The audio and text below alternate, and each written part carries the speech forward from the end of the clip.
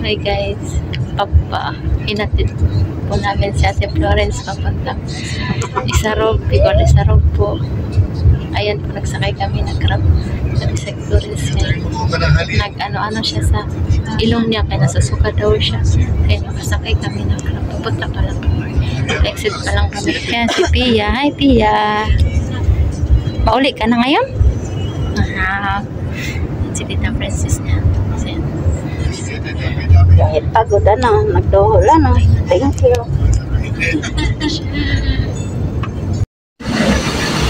Uwi na po sila Ate Florence. Pamasbate. Ayan po. Ayan po yung mga bagay.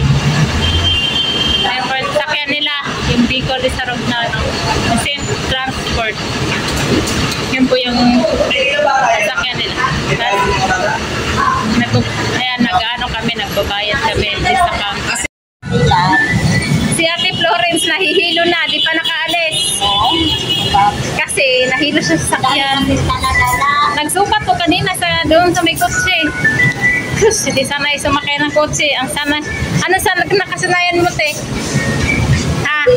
Ordinary. Ordinary o barsahan? Sanay sa kalabaw.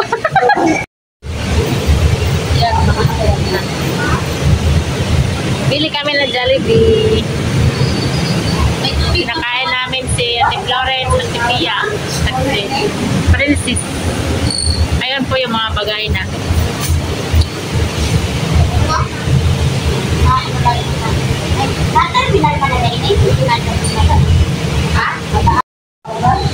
Tulo ada paukat.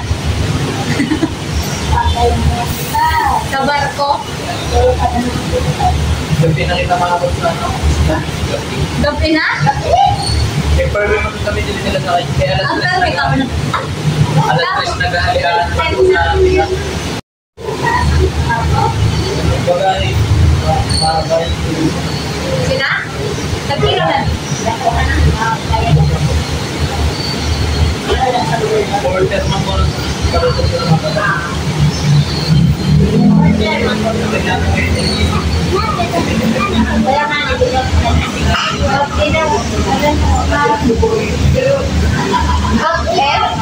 Actually, di ko nila paano nila ka na may bisig. Arado. Baka na oras sa gabi. Mapasaon ba? Alas 7? Wala kong tubig.